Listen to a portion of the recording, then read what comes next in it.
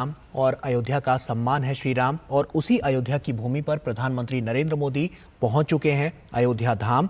और आप देख सकते हैं रामलला के दर्शन करने के लिए वो यहां पर पहुंचे और उस दौरान की ये तस्वीरें हम आपके साथ साझा कर रहे हैं।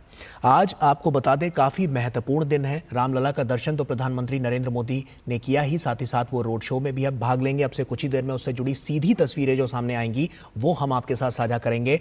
ऐसे में ये क्षण काफ़ी महत्वपूर्ण है क्योंकि रामलला जिनका संघर्ष बहुत बड़ा था और उस संघर्ष को प्रधानमंत्री नरेंद्र मोदी ने समझा और उसके बाद से जब राम मंदिर यहां पर बन गया तो 22 जनवरी प्राण प्रतिष्ठा का वो दिन, उसके बाद प्रधानमंत्री नरेंद्र मोदी आज दूसरी बार अयोध्या यहां पर पहुंचे हैं।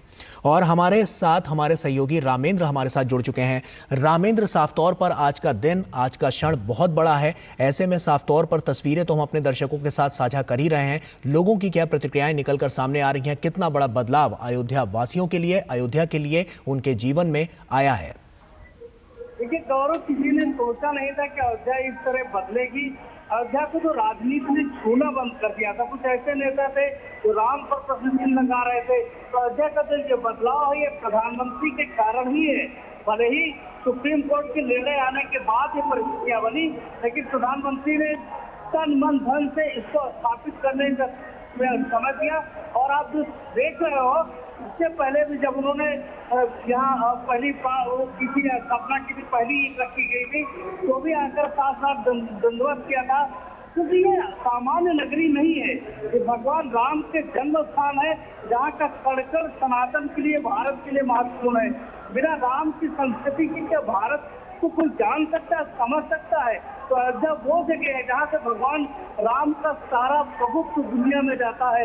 तो इस लिहाज से देखा जाए तो ये बड़ी उपलब्धि भी है प्रधानमंत्री के लिए कि दोबारा श्री राम जी के दर्शन कर रहे हैं, उनका वंदन कर रहे हैं, उनकी पूजा अर्चना की। तो एक बड़ी उपलब्धि अयोध्या के लिए भी है, प्रधानमंत्री के लिए भी है। उनके जो आदर्श है जिनको लेकर के वो छोटे समाज में जो गरीब तबका है उसके लिए काम करते हैं, जिनके आदर्श को लेकर उनके दरबार पर मत्था टेक रहे हैं। रामेंद्र, हमने देखा कि जब से रामलला के दर्शन के लिए लोग यहां पर पहुंच रहे हैं, जब से 22 जनवरी के बाद से, प्राण प्रतिष्ठा के बाद से लगातार लोगों के आने का जो सिलसिला है वो बदस्तूर जारी है और वो बढ़ता जा रहा है। लगभग एक अनुमानित जो आंकड़े थे वो 2 लाख प्रतिदिन के हिसाब से आए थे कि 2 लाख लोग लगातार दर्शन करते हुए रामलला के नजर आए। ऐसे में आज की अगर हम संख्या बल की बात करें, क्योंकि साफ तौर पर आज प्रधानमंत्री नरेंद्र मोदी का आपसे कुछ देर में रोड शो भी शुरू हो जाएगा, तो ऐसे में कितनी बड़ी तादाद में लोग यहाँ पर पहुंचे हैं? देखिए, अब करीब 5 बजे से बंद कर दिया गया है दर्शन, प्रधानमंत्री की सुरक्षा बाकी मापदंडों के कारण। लेकिन आप देख रहे हैं कि अभी अब रोड शो के जब आप विजुअल देखेंगे तो दोनों सड़कें लबालब भरी है। और यही नहीं, फैजाबाद से लेकर के, जो फैजाबाद पुराना शहर है, वहां से लेकर के जो रामपथ है, रामपथ से जिधर से भी मोदी जी को निकलना था वो सारे भरे हुए हैं। सारे जितने होटल हैं वो भरे हुए हैं। तो आप कल्पना कर सकते हो कि प्रधानमंत्री मोदी को भी और राम जी के दर्शन के साथ साथ प्रधानमंत्री मोदी जी का जो रोड शो उसको देखने के लिए लोग दीवारों पर चढ़े हैं, महिलाएं छतों और दीवारों पर चढ़ी हुई हैं। तो एक बड़ी संख्या है। इसका आंकड़ा तो मेरा मंदिर प्रशासन ने वो जारी करेगा कितने लोगों ने, लेकिन 1.5 से 2 लाख लोग पर डे देख रहे हैं। आज ये संख्या बड़ी है, बढ़ गई है। और पूरे होटल बुक, पूरे सड़क बिल्कुल बदला हुआ, पूरी सड़क में कई जगह नहीं है चलने की। ये क्या है गौरव? बिल्कुल रामेंद्र, आप बने रहिए हमारे साथ। शैलेंद्र मिश्रा हमारे सहयोगी हमारे साथ जुड़ गए। शैलेंद्र का रुख करते हैं। शैलेंद्र, कितना भव्य और दिव्य नजारा आज के दिन नजर आ रहा है? निश्चित तौर पर प्रधानमंत्री नरेंद्र मोदी अयोध्या पहुंचे हैं। रामलला का दर्शन और पूजा उन्होंने किया है। और हम जानते हैं कि ये बहुत महत्वपूर्ण दिन है प्रधानमंत्री के लिए। जब हमने देखा कि 22 जनवरी को रामलला की प्राण प्रतिष्ठा हुई थी, देश और दुनिया ने गौरव देखा था अयोध्या का। और तब से जब भव्य नव्य और एक ऐसी अयोध्या बन रही है जो जिसकी चर्चा पूरी दुनिया में है और दुनिया के सबसे बड़े धार्मिक पर्यटन केंद्र के तौर पर हम देख रहे हैं कि अयोध्या तेजी से दुनिया के मानचित्र पर उभर रहा है। प्रधानमंत्री नरेंद्र मोदी के प्रयासों की हर कोई जिक्र करता है। तमाम लोगों से हमने बात की जो दूर दराज से, गोरखपुर से, गुजरात से, कोलकाता से, पंजाब से यहाँ पर आए हुए थे। वो इस बात का जिक्र कर रहे थे कि अयोध्या बदली नजर आ रही है और 500 वर्षों का जो सपना है वो प्रधानमंत्री नरेंद्र मोदी के नेतृत्व में पूरा हुआ है। और जब उन्हें पता चला कि प्रधानमंत्री नरेंद्र मोदी आज अयोध्या आ रहे हैं रामलला के दर्शन करने, पूजन करने और उसके बाद रोड शो करेंगे, तो वो लोग रुक गए। उन्हें जाना था अपने होटलों में या फिर अयोध्या से जाना था।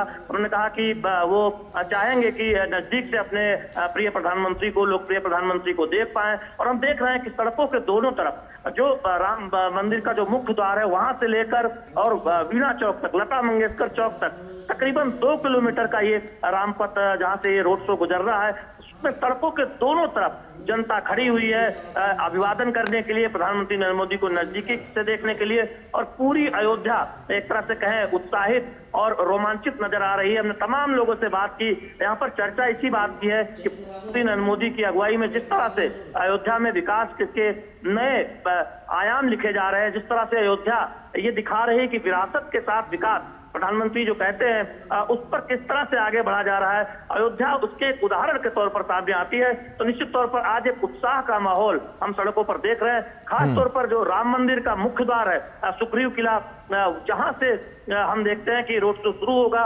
वहां से रामपथ आगे बढ़ते हुए आप देखें तो तुलसी सदन है, हनुमानगढ़ी है पहले, उसके बाद तुलसी सदन है, उसके आगे आप बढ़े तो आगे वीणा चौक यानी लता मंगेशकर चौक आता है। तो ये पूरा रामपथ सड़कों के दोनों तरफ जनता खड़ी हुई है प्रधानमंत्री नरेंद्र मोदी का अभिवादन करने के लिए। और खास बात यह है कि इसमें महिलाओं की बड़ी संख्या है। हम देख रहे हैं कि प्रधानमंत्री नरेंद्र मोदी के रोड शो के लिए तमाम महिलाएं जो अयोध्या की या फिर जो दूर दराज से यहाँ रामलला के दर्शन के लिए आई हुई है, वो सड़कों के दोनों तरफ खड़ी हुई है। तो ये नजारा है जिसमें हर वर्ग के लोग दिख रहे हैं, जो बड़े संख्या में हम युवाओं को देख रहे हैं। तो ये निश्चित तौर पर हमने तमाम लोगों से बात की, वो ये कहना चाह रहे थे कि जब उन्हें पता चला कि प्रधानमंत्री नरेंद्र मोदी अयोध्या आ रहे हैं उस दिन जिस दिन वो रामलला के दर्शन के लिए अयोध्या आने का मौका मिला है, ऐसे में वो प्रधानमंत्री नरेंद्र मोदी को नजदीक से देखना चाहते हैं। और बेहद एक उत्साह का माहौल न केवल बीजेपी के आम कार्यकर्ताओं के लिए, बीजेपी के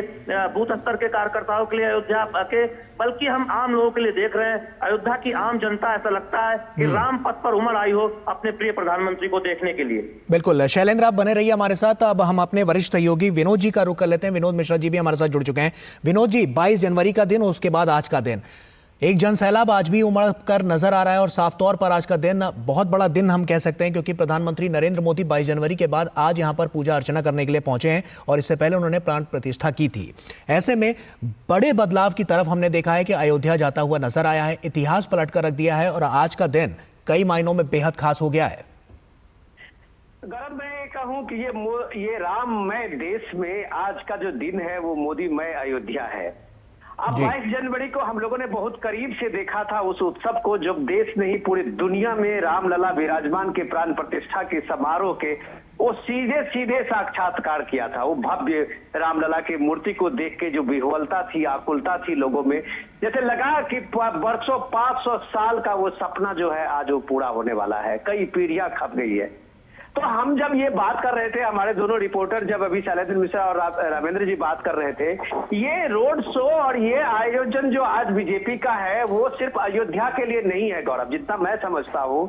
ये न केवल यूपी के 80 सीटों के लिए। विनोद जी आपको रोकना चाहूंगा, आप सीधे रुक करते हैं और देखते हैं प्रधानमंत्री नरेंद्र मोदी अब रोड शो करने जा रहे हैं, जिसकी सीधी तस्वीर अब आपके सामने है और आप देख सकते हैं जन सैलाब सड़क के दोनों ओर यहां पर नजर आता हुआ दिख रहा है। और ये कई मायनों में बेहद खास इसलिए भी है कि 22 जनवरी का वो दिन और उसके बाद आज का दिन, तो प्रधानमंत्री नरेंद्र मोदी ने वो करके दिखाया है जो कोई नहीं कर पाया और उसके बाद से आज का क्षण भी इसलिए महत्वपूर्ण हो जाता है। और ये वही अयोध्या की जनता है जो यहाँ पर व्याकुल थी प्रधानमंत्री नरेंद्र मोदी को एक उनकी झलक पाने के लिए। और रामलला के दर्शन के बाद अब जब प्रधानमंत्री नरेंद्र मोदी इस रोड शो में आगे बढ़ते हुए नजर आ रहे हैं तो साफ तौर पर यह काफी महत्वपूर्ण नजर आता है। और आप जनसैलाब देख रहे हैं किस तरह यहाँ पर प्रधानमंत्री नरेंद्र मोदी की एक छवि पाने के लिए पहले से खड़े हुए हैं। और आज आपको बता दें कि ये काफ़ी महत्वपूर्ण ये पूरा क्षण हो जाता है, क्योंकि ये कई मायनों में बेहद खास है। साथ ही साथ आप देख सकते हैं मुख्यमंत्री योगी आदित्यनाथ भी यहाँ पर मौजूद हैं और ये रोड शो बस अब यहाँ से इसकी शुरुआत होने वाली है। और देश भर से जो जन सैलाब यहाँ पर देखने को मिल रहा है, क्योंकि अलग अलग प्रांतों से लोग यहाँ पर पहुंचे, रामलला के दर्शन किए और उसके बाद प्रधानमंत्री की एक छवि पाने के लिए लोग सड़क के दोनों किनारे किस तरह से लोगों का यहाँ पर प्रधानमंत्री नरेंद्र मोदी अभिनंदन करते हुए भी नजर आ रहे हैं और ऐसे में प्रधानमंत्री का जोरदार स्वागत यहाँ पर होता हुआ नजर आ रहा है। कई मायनों में बेहद खास ये पूरा क्षण, क्योंकि साफ तौर पर रामलला का जो दर्शन है उसको करने के लिए लंबा संघर्ष लोगों ने किया है और उस संघर्ष को प्रधानमंत्री नरेंद्र मोदी ने 22 जनवरी के बाद खत्म कर दिया और उसके बाद से लगातार जो लोग हैं वो यहाँ पर दर्शन करते हुए नजर आए हैं। एक अनुमानित आंकड़ा जो कि था कि 2 लाख से ज़्यादा लोग प्रतिदिन यहाँ पर दर्शन करते हुए नजर आए और ये आंकड़े अपने आप में बहुत कुछ कहते हैं अयोध्या के लिए, अयोध्या वासियों के लिए और यहाँ के लोगों के लिए, यहाँ के विकास के लिए। बहुत बड़ी गाथा प्रधानमंत्री नरेंद्र मोदी ने लिखी है और ये जनसैलाब उसी की वानगी है कि प्रधानमंत्री नरेंद्र मोदी जब यहाँ पर पहुंचे तो आप देखिए सड़क के दोनों किनारे किस तरह से लोग यहाँ पर प्रधानमंत्री की एक छवि पाने के लिए, उनका धन्यवाद करने के लिए, उनका जोरदार स्वागत करने के लिए यहाँ पर पहले से मौजूद हैं। ये वो तस्वीर है जिसने इतिहास बनाया है, ये वो तस्वीर है जिसने लोगों को रामलला से मिलाया है, ये वो तस्वीर है जिसने लोगों को रामलला जिनका लोग इंतजार कर रहे थे उससे मिलवाने में बहुत बड़ी भूमिका अदा की है। तो कहीं ना कहीं हम कह सकते हैं कि आज का दिन बेहद महत्वपूर्ण ये क्षण, क्योंकि प्रधानमंत्री नरेंद्र मोदी जब यहाँ पर पहुंचे तो लोग किस तरह से यहाँ पर उनका स्वागत करते हुए नजर आ रहे हैं, ये इन तस्वीरों के जरिए आप देख और समझ सकते हैं।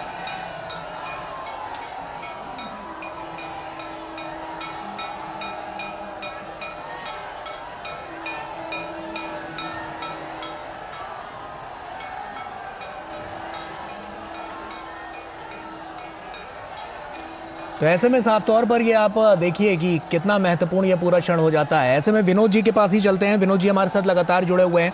विनोद जी, काफ़ी महत्वपूर्ण ये पूरा और साफ तौर पर जो तस्वीर बदलती हुई नजर आई वो हम सबने देखी अयोध्या की और अयोध्या वासियों की। मैं वही अपनी बात पूरी करता हूँ कि ये 22 जनवरी के बाद प्रधानमंत्री मोदी का ये दूसरी बार ये यात्रा है अयोध्या की, और ये प्रधानमंत्री की दूसरी बार यात्रा एक तरह से एक मैसेज भी है उन लोगों के लिए कि मोदी से और बीजेपी से तो बैर हो सकता है, लेकिन राम से और राम मंदिर और अयोध्या से बैर क्यों। आज भी कई शीर्ष नेतृत्व है कई पार्टियों के, उन्होंने राम मंदिर की प्राण प्रतिष्ठा का निमंत्रण जो भी ठुकराया हो, लेकिन अयोध्या नहीं आए, वो राम मंदिर नहीं आए।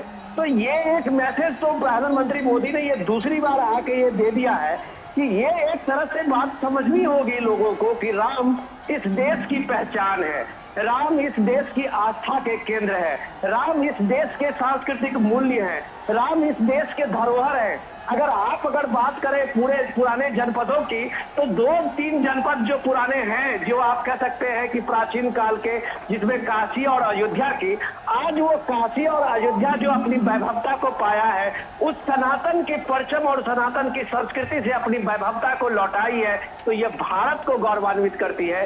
ये भारत के साथ साथ भारत के लोगों को, सांस्कृतिक मूल्यों को गौरवान्वित करती है। अगर इससे किसी को परहेज है कि राम मंदिर जाने से, वहां रामलला के विराजमान के प्राण प्रतिष्ठा में शामिल होने से उनका सेकुलर कैरेक्टर खत्म हो जाएगा, तो कम से कम उनको आज इकबाल अंसारी को ये बात कहते हुए, जब इकबाल अंसारी कहते हैं कि रामलला के विराजमान होने के बाद जो अयोध्या बदला है, उस बदले हुए अयोध्या में मैं आज प्रधानमंत्री को स्वागत करने के लिए तैयार हूं। अगर पूरे अयोध्या में, फैजाबाद में किसी ने इसकी लड़ाई लड़ी थी तो इकबाल अंसारी के परिवार ने ये लड़ाई लड़ी थी, और आज भव्यता को देख के, अयोध्या के पुनर्निर्माण को देख के, वो इकबाल अंसारी के परिवार रामलला विराजमान के साथ साथ आज मोदी के स्वागत में यहाँ पे खड़े हुए हैं और ये बात कहते हुए मीडिया से है। तो ये देखिए कि नैरेटिव क्या आपने जो देश को, संस्कृति को आपने एक हाशिए पर डाला, तो जो सबसे पहला लिटिगेंट था वो स्वागत के लिए खड़ा है। यह बात इस वोट के और ये वोट बैंक की सियासत को समझना पड़ेगा कि आप अयोध्या को नहीं नकार सकते, आप श्री रामलला को नहीं नकार सकते, आप बीजेपी से, आपको पीएम मोदी से कोई बैर हो सकता है, लेकिन आपको भारत संस्कृति से बैर करेंगे तो वो दिखेगा। बिल्कुल विनोद जी, आप बने रहिए हमारे साथ। शैलेंद्र मिश्रा हमारे सहयोगी लगातार हमारे साथ जुड़े हुए हैं। शैलेंद्र, हम देख पा रहे हैं तस्वीरों के जरिए कि जनसैलाब यहाँ पर उमड़ा हुआ नजर आ रहा है और साफ तौर पर जो लोग हैं वो प्रधानमंत्री नरेंद्र मोदी का जयकारा करते हुए भी नजर आ रहे हैं। तस्वीरें बहुत कुछ कह रही हैं और हलचल तमाम है, यहाँ पर लोगों के दिलों में बहुत कुछ है। क्या नजारा नजर आ रहा है? निश्चित तौर पर ये तस्वीरें बहुत कुछ कह रही हैं और आप देखिए प्रधानमंत्री नरेंद्र मोदी के काफिले चल रही है। होती रही है। और प्रधानमंत्री के साथ एक तरफ मुख्यमंत्री योगी आदित्यनाथ हैं, तो दूसरी तरफ हैं अयोध्या फैजाबाद लोकसभा क्षेत्र के प्रत्याशी लल्लू सिंह, जो तीसरी बार यहाँ से जीत की तिकड़ी बनाने के लिए प्रयास बीजेपी के उम्मीदवार पर। और ये तस्वीरें बताती हैं कि बीजेपी कितनी प्रसन्नचित हुई होगी जब इन तस्वीरों में दोनों तरफ न केवल बीजेपी कार्यकर्ता बल्कि अयोध्या की आम जनता और यहाँ पर दर्शन के लिए आए हुए लोग जो दोपहर में कह रहे थे कि जैसे ही उन्हें पता चला कि प्रधानमंत्री नरेंद्र मोदी आने वाले हैं दर्शन के लिए, रोड शो करेंगे, वो रुक गए। तो ये दिखाता है कि प्रधानमंत्री नरेंद्र मोदी के प्रति कितना प्रेम है आम लोगों में, जो इस बदली हुई अयोध्या के जरिए प्रदर्शित हो रहा है, जो इस भव्य जी प्रेम को सामने रखते हैं। तो निश्चित तौर पर बीजेपी ये इन तस्वीरों के जरिए एक संदेश भी दे रही है कि देखिए प्रधानमंत्री नरेंद्र मोदी 22 जनवरी में जब प्राण प्रतिष्ठा के बाद अब अयोध्या आए हैं, रामलला के दर्शन के बाद जनता से रोड शो के जरिए मुखातिब हो रहे हैं। और दूसरी तरफ तमाम वो दल हैं, उनके जो शीर्ष नेता हैं, वो अयोध्या आने से बचते रहे हैं। तो ये एक बहुत बड़ा एक तरह का संदेश भी है कि देखिए तमाम जो इंडी गठबंधन के नेता हैं आखिर वो कोई अयोध्या नहीं आते। और दूसरी बात यह है कि हम जानते हैं कि अयोध्या और उसके आसपास की जो सीटें हैं, बगल में गोंडा है, अंबेडकर नगर है, बस्ती है, बाराबंकी है, इन सीटों पर भी देखें तो निश्चित तौर पर एक तरह से बीजेपी का 2014 से आप प्रदर्शन देखें तो बहुत शानदार रहा है। अंबेडकर नगर को छोड़कर आप देखें तो बीजेपी के खाते में सीटें आती रही हैं। तो बीजेपी जरूर चाहेगी कि अवध और पूर्वांचल के इस मुहाने की सीट से एक संदेश जाए और उसका जो बीजेपी का जो प्रदर्शन है 80 की 80 सीटें उत्तर प्रदेश में बीजेपी जीतने की कोशिश कर रही है, उस और बीजेपी आगे बढ़े। तो निश्चित तौर पर अगले चरणों के लिए ये बहुत महत्वपूर्ण एक रोड शो जो आज हम अयोध्या में देख रहे हैं, जिसमें सड़कों के दोनों तरफ फूल वर्षा हो रही है।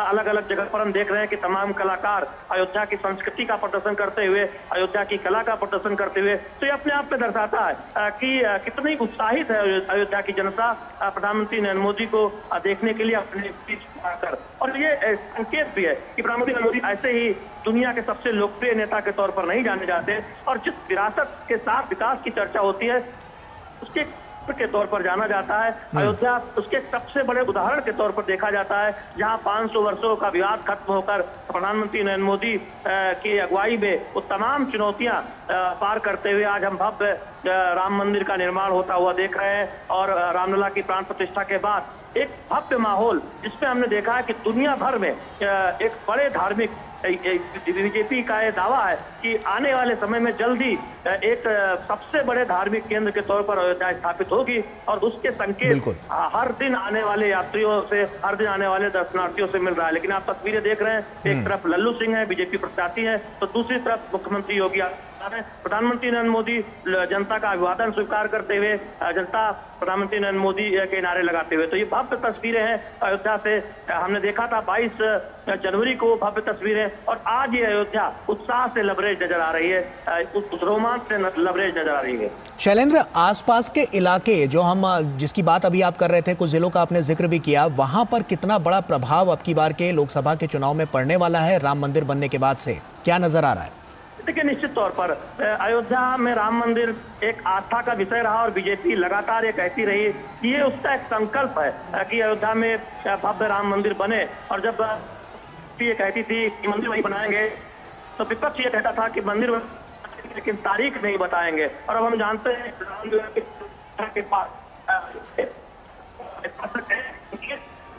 हुई है कि वो जो कहती है उन वादों को, उन संकल्पों को पूरा करने के लिए 100% प्रयास करती है। आप बगल में गोंडा सीट देख लीजिए, जहां से कीर्तिवर्धन सिंह बीजेपी के सांसद है, फिर से बीजेपी ने उम्मीदवार बनाया है। वो लगातार अगर आप देखें 2019 और 2014 के चुनाव बीजेपी से जीत चुके हैं। उस सीट पर बीजेपी को लगता है कि बहुत फर्क होगा। और केवल आप अयोध्या और उसके आसपास की सीटें नहीं, इस पूरे रोड शो का या फिर अयोध्या में रामलला की प्राण प्रतिष्ठा के बाद हमने देखा है कि वो एक माहौल बना है पूरे देश पे, जिसमें बीजेपी ये संदेश दे रही है कि देखिए बीजेपी प्रधानमंत्री नरेंद्र मोदी की अगुवाई में अपने विरासत को संजोते हुए विकास की ओर आगे बढ़ती है। काशी विश्वनाथ में हमने देखा कि कॉरिडोर का जिस तरह से पुनर्निर्माण हुआ, तमाम हमने धार्मिक स्थलों के पर वहां आधारभूत ढांचे में बेहतरीन विकास होते हुए देखा है। तो वो एक संकेत है कि हम अपनी विरासत को, अपनी कला को, अपनी संस्कृति को संजोते हुए उसे आगे बढ़ाते हुए विकास की ओर आगे बढ़ रहे हैं। और अयोध्या तो विकास के लिए चर्चा में है। हमने तमाम लोगों से बात की कि अयोध्या में मुद्दा मुद्दा क्या है। तो उन्होंने सिर्फ कहा कि अयोध्या में सिर्फ एक ही मुद्दा है कि रामलला की प्राण प्रतिष्ठा के बाद यहाँ पर कितना और कितना तेजी से विकास हो रहा है। जो बदली हुई अयोध्या दिखाई देती है उससे अयोध्या ही नहीं, आसपास के तमाम जिले, वहाँ एक सीधा एक तरह से संदेश जाता है। क्योंकि आप देखें, अयोध्या आने वाले जो लोगों की संख्या है वो केवल अयोध्या के पड़ोसी जिलों से नहीं, बल्कि हम देख रहे हैं पूरे देश से लोग आ रहे हैं, विदेशों से कई अलग अलग देशों से लोग आ रहे हैं और यहाँ से अयोध्या की जो तस्वीर है वो अपने जेहन में लेकर जा रहे हैं। तो निश्चित तौर पर राजनीतिक तौर पर बीजेपी को लगता है कि जो एक तस्वीर अयोध्या की, उसके विकास की, उस मॉडल की, जिस मॉडल को प्रधानमंत्री नरेंद्र मोदी आगे बढ़ाते हैं, उसके बड़े केंद्र के तौर पर बीजेपी अयोध्या को सामने रखती है। उससे जनता निश्चित तौर पर ये मानेगी कि जो संकल्प बीजेपी करती है प्रधानमंत्री नरेंद्र मोदी की अगुवाई में, उन संकल्पों को पूरा निश्चित तौर पर पास की सीटों पर बीजेपी मान जी। बगल में अंबेडकर नगर है, जहां पर पिछले चुनाव में बसपा ने ये सीट जीती थी। इस बार बसपा के उम्मीदवार बीजेपी में रितेश पांडे और बीजेपी ने उन्हें उम्मीदवार बनाया है। तो निश्चित तौर पर वो सीट भी बीजेपी मान रही है कि इन चुनाव में उस पर सफलता हासिल होगी। तो ऐसे में क्लीन स्वीप की तैयारी है बीजेपी की, उसके लिए वो पुरजोर कोशिश कर रही है उत्तर प्रदेश। बिल्कुल। शैलेंद्र, आप बने रहिए हमारे साथ। अब विनोद मिश्रा जी भी हमारे साथ लगातार जुड़े हुए हैं। विनोद जी, साफ तौर पर हमने देखा प्रभु श्री राम जब उनका संघर्ष चल रहा था, जब वो वनवास पे थे, उन्होंने पूरे समूचे भारत का भ्रमण किया। उसके बाद जब हम देखते हैं कि प्रधानमंत्री नरेंद्र मोदी लगातार, जब से राम मंदिर बना और उसके पहले से जो कवायद हमने देखी, उसमें समूचे भारत को यहाँ से कनेक्ट करने की जो कवायद थी उस पर सबसे ज़्यादा फोकस किया गया और साफ तौर पर दक्षिण भारत को। तो कहीं ना कहीं अब की बार ये बहुत बड़ा इंपॉर्टेंट फैक्टर साबित हो सकता है इस बार के चुनाव में। डेफिनेटली। और आपने जब इस बात को, इतना बढ़िया इस बात को आपने रखा है सामने में, तो मैं आपको याद दिला दूं, वो 1991 की बात है शायद, कि जब प्राइम मिनिस्टर मोदी, उस समय में मुरली मनोहर जो बीजेपी के महासचिव थे, जनरल सेक्रेटरी हुआ करते थे, और मुरली मनोहर जोशी के साथ वो अयोध्या गए थे। और उस अयोध्या में जब रामलला विराजमान को टेंट में जाके उन्होंने दर्शन किया था, उस बारिश के उस समय में जब टेंट चारों बगल से झुक गया था और भारत के आस्था और भारत के राम उस टेंट में बैठे हुए थे, तो मोदी ने उस दिन उसी दिन कहा था कि मैं फिर दोबारा अयोध्या उसी दिन आऊंगा जिस दिन अयोध्या में राम मंदिर का, भव्य राम मंदिर का निर्माण होगा। और ये 22 जनवरी का वो दिन था जब दोबारा प्राइम मिनिस्टर मोदी उस समय में अयोध्या पहुंचे थे और हम लोग उसके साक्षात्कार थे उस समय के, कि उस पल को हमने देखा था। तो ये आप जब अयोध्या को कहते हैं, तो ये बात जो शैलेंद्र बता रहे थे कि इसका सीटों पर क्या इम्पैक्ट पड़ेगा, तो लोगों में इस बात की चर्चा तो आज जरूर बनी है। इस सारे इलाकों में जो बता रहे थे अभी शैलेंद्र या रामेंद्र बता रहे थे कि अम्बेडकर नगर से लेके, बस्ती से लेके और गोंडा से लेके, उन सारे इलाकों में नहीं, मैं तो आपको कह रहा हूं, उसके साथ साथ पूरे अवध रीजन में, उस रीजन में आप इतना तो लोग जरूर पूछेंगे कि अयोध्या में आपको विवादित जो आप सो कॉल्ड कहते हैं उनसे प्रॉब्लम थी, अयोध्या से क्या प्रॉब्लम थी? अयोध्या के विकास की धारा को एक तरह से वहां पे रोक दिया गया और अयोध्या तंग गलियों में एक सिमट के एक छोटा सा वो टापू यूपी में बन गया था। न कोई यहाँ कोई इंडस्ट्री थी, न कोई चहल पहल थी, वही साधु संतों का डेरा था, कुछ महंतों का आवास था जब हम लोग अयोध्या आज से 15-20 साल पहले जाते थे। और आज अयोध्या की जो भव्यता आई है, तो मैं एक फॉरेन जर्नल पढ़ रहा था, उसमें वो बता रहे थे कि भारत ने कैसे आज दुनिया को, अगर आप मक्का और वेटिकन सिटी की बात करते हैं, पूरी दुनिया में एक आस्था का केंद्र बनता है और दुनिया भर के टूरिस्ट वहां पहुंचे हैं, तो भारत के लिए वो गौरव आज अयोध्या बनी है और भारत का वो गौरव आज रामलला विराजमान के प्राण प्रतिष्ठा के बाद बना है। जहां वो ये बात कहते हैं, फॉरेन जर्नल में वो बताता था कि आज इससे पहले कम से कम अयोध्या में 4 ढंग के होटल नहीं मिलते थे, वहां 25 अभी 5 स्टार होटल कंस्ट्रक्शन हो रहा है, कम से कम वहां 150 ऐसे होटल के वहां पे प्लान में है। और आप उम्मीद कर सकते हैं कि 22 जनवरी से अब तक जहां 2 करोड़ यात्री पहुंचे हैं, दुनिया के कम से कम 101 देश के फॉरेन डेलीगेट पहुंचे हैं। खुद शैलेंद्र ने स्टोरी की थी कल ही परसों में कि पाकिस्तान से 200 तीर्थ यात्रियों का दल कल अपने प्रभु रामलला के दर्शन करने आए थे। तो ये भारत की नहीं, भारत की आप एक बात करें, पूरे दुनिया की जो प्रवासी भारतीय है, भारतीय संस्कृति को मानने वाले लोग हैं, उनकी अस्मिता, उनकी पहचान, उनका परिचय अयोध्या में हुआ है। तो आप कह सकते हैं कि प्राइम मिनिस्टर मोदी जब इधर इलेक्शन के बीच इलेक्शन में यहाँ आए हैं, तो लोगों को जरूर ये लगेगा कि ये मोदी है जिसने कहा अपने संकल्पों में, ये बीजेपी है जिसने कहा कि हम मंदिर वही बनाएंगे। तो उस जगह पे न केवल मंदिर बनाया, प्राण प्रतिष्ठा भी करके दिखाया है। ये जो बीजेपी का अपना संकल्प है, यह बात कम से कम इस रोड शो में देखता है। और जब इस रोड शो में आप लोगों की भीड़ देखते हैं, लोगों की ये ललक देखते हैं, तो आपका लगता होगा कि बीजेपी की संकल्पों को लेके लोगों में एक विश्वास है। जो मोदी कहता है वो मोदी करता है। बिल्कुल विनोद जी, लोगों का भी ये मानना था कि जब राम जी आएंगे तो वो सारे कष्ट दूर कर जाएंगे, और यही कहीं ना कहीं यहाँ हो रहा है, क्योंकि अयोध्या को 22 जनवरी से पहले अगर हम देखें और उसके बाद 22 जनवरी के बाद हम देखें तो एक बड़ा परिवर्तन नजर आया है लोगों की जिंदगी में, लोगों की आय में, और साफ तौर पर अर्थव्यवस्था की दृष्टि से भी हम देखें तो उत्तर प्रदेश को बढ़ाने में आज के समय में एक बहुत बड़ा फैक्टर ये साबित होता हुआ नजर आ रहा है। देखिए, ये समझने की बात है गौरव की ये सोशियो इकोनॉमिक डेवलपमेंट जो होता है, जो लोग कहते हैं ना सरकारी नौकरियों में नौकरी नहीं मिल रही है, लोग बेरोजगार हैं, वो पूछे अयोध्या में जब से योगी सरकार आई वहां से भव्य राम मंदिर का निर्माण तो 2019 में सुप्रीम कोर्ट के फैसले के बाद शुरू हुआ था। लेकिन योगी जी के आते ही जो सीएम कभी वहां जाना नहीं चाहते थे, योगी जी के आते ही पहली कैबिनेट की मीटिंग उन्होंने अयोध्या में जाके की। और आपको याद होगा जो दीपोत्सव शुरू हुआ था, उस दीपोत्सव में 30 लाख से 20 लाख से दीप जलाने का शुरू हुआ था प्रोग्राम, और वो दीपोत्सव सालों दर सालों बढ़ता गया। और आप देखिए कि वहां के सारे जो छोटे छोटे प्रजापति के समाज के लोग थे, कुम्हार के लोग थे, उन सारे विश्वकर्मा जो छोटे छोटे कारोबार के लिए जाने जाते थे, पूरे बस्ती से लेके अंबेडकर नगर जो शैलेंद्र बताते हैं, वो लोग महीनों 2 महीनों तक सिर्फ दिवाली के पहले वो दीप ही बनाते थे। तो ये रोजगार जो है वो लोगों को मिला है वहां सोशियो इकोनॉमिक डेवलपमेंट के बाद। आज ही मैं देख रहा था, तो आप ये देखिए कि अयोध्या में कितने लाखों के फूलों के कारोबार हो गया जो रोज का है वहाँ। तो आसपास के किसानों का कारोबार देखिए, यहाँ पे जो अन्नपूर्णा भंडार है वहाँ पे लाखों लोगों के लिए रोज खाना पकता है, रोज उनके लिए सब्जियां बनती है, इतने होटल हैं जो वहाँ लोग आ रहे हैं। और ये जो इकोनॉमी में जो सोशियो इकोनॉमिक में जो डेवलपमेंट लाया है, इसको अगर लोग वहां नकारेंगे तो यहाँ के लोग इसको कैसे विश्वास करेंगे गौरव। जो प्रति व्यक्ति जो जिसकी आमदनी वहां पे 100 रुपए नहीं होती थी, आज वहां लोग 1000 रुपए कमा रहे हैं, ये मैंने वहां आंखों से देखा है। तो ये बदले हुए हाल अयोध्या पे आज अगर प्राइम मिनिस्टर मोदी वहां हैं तो ये नजारा जब आप देखते हैं, ये लोगों की भीड़ देखते हैं, ये अभिवादन देखते हैं, तो आपको मानना पड़ेगा कि लोगों ने कहा कि यस मोदी है तो मुमकिन है। बिल्कुल विनोद जी, आप बने रहिए हमारे साथ। शैलेंद्र मिश्रा हमारे सहयोगी लगातार हमारे साथ जुड़े हुए हैं।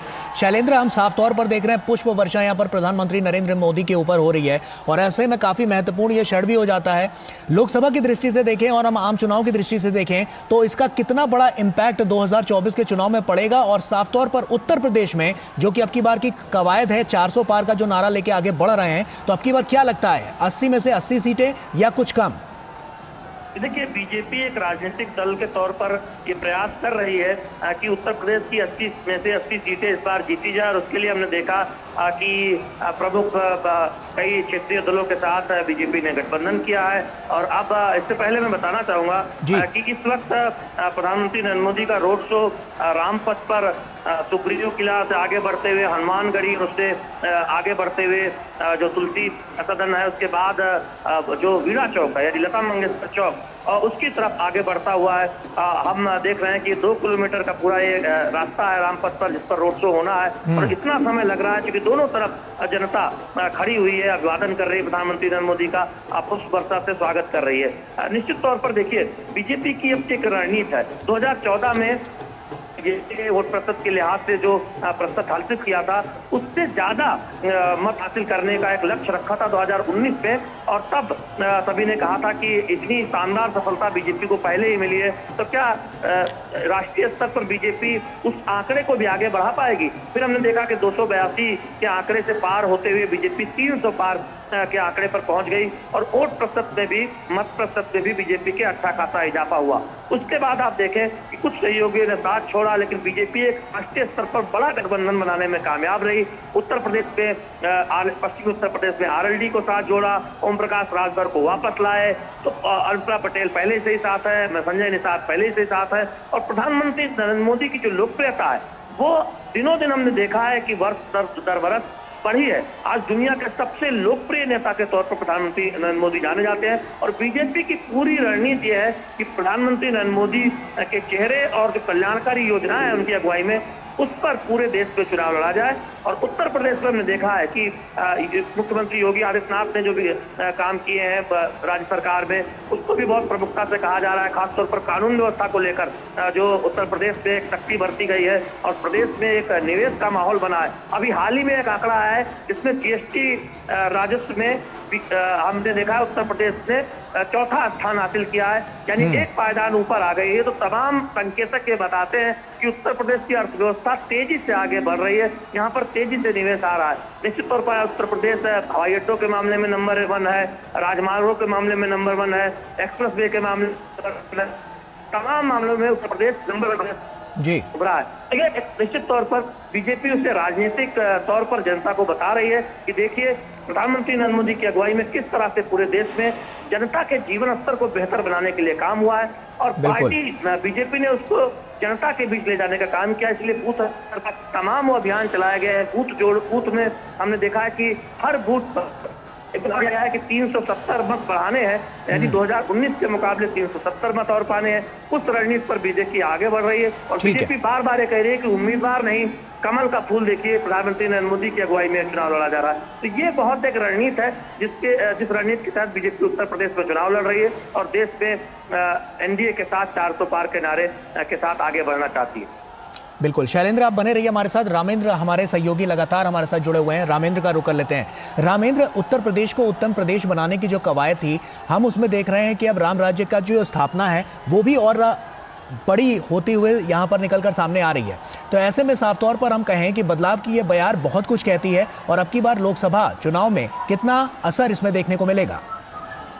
देखिए गौरव, जो अयोध्या है ये संस्कृति का केंद्र है, आस्था का केंद्र है और इसको उत्तर प्रदेश में समेटा नहीं जा सकता। ये दुनिया के साथ जुड़ता है और देश के तो सभी हिस्सों से जुड़ता है। यहाँ दक्षिण भारत से आने वाले जो दर्शक हैं, जो यहाँ श्रद्धालु हैं, बड़ी संख्या में दक्षिण भारत से आते हैं।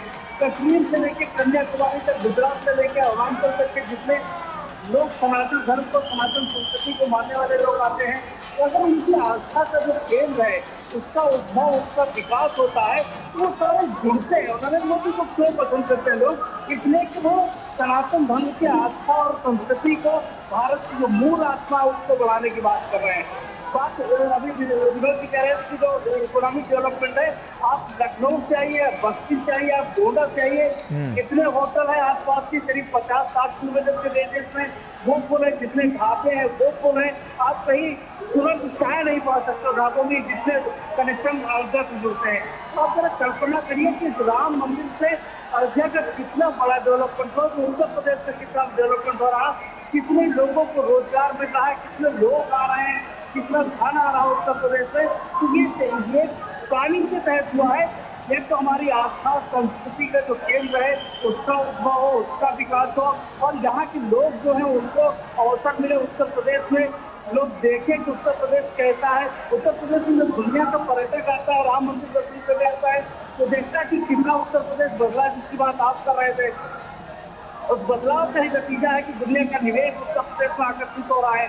दुनिया के बड़े निवेशक उत्तर प्रदेश आ रहे हैं, रोड इंफ्रास्ट्रक्चर हो, रेलवे इंफ्रास्ट्रक्चर हो, एयरपोर्ट कनेक्टिविटी हो, आप देखो उत्तर प्रदेश में वो उत्तर प्रदेश बीच होता जा रहा है। तो दुनिया का जो निवेशक आएगा, लोगों को रोजगार के अवसर मिलेंगे, कानून व्यवस्था बेहतर हुई, भगवान राम स्थापित हुए। इसी में कहा जा रहा है कि भगवान राम के स्थापित होने के बाद उत्तर प्रदेश में रामराज की स्थापना हुई है। महिलाएं, आप देखिए वोट परसेंटेज महिलाओं को बढ़ रहा है, पश्चिम से लेकर पूर्व तक लोग महिलाएं भाजपा को इसलिए देना चाहती, कानून व्यवस्था के ऊपर बहुत अच्छा काम हुआ है, वो चाहती है कि ये सरकारें बनी रहे।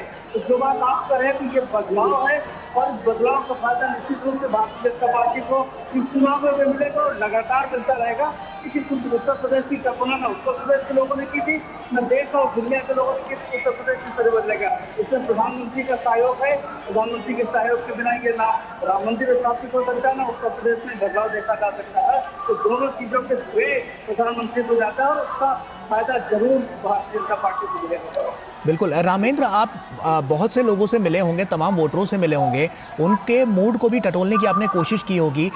उनको क्या लगता है कि अब की बार जो पैरामीटर है वो किस ओर इशारा कर रहा है? और साफ तौर पर अगर हम देखें रामलला के दर्शन को लेकर और उनके मंदिर को लेकर, तो उसके बाद से उनको क्या लगता है कि उनके मन में क्या कुछ नजर आ रहा है? गौरव देखिए, पूरा चुनाव उत्तर प्रदेश में 2 जगह बटा है।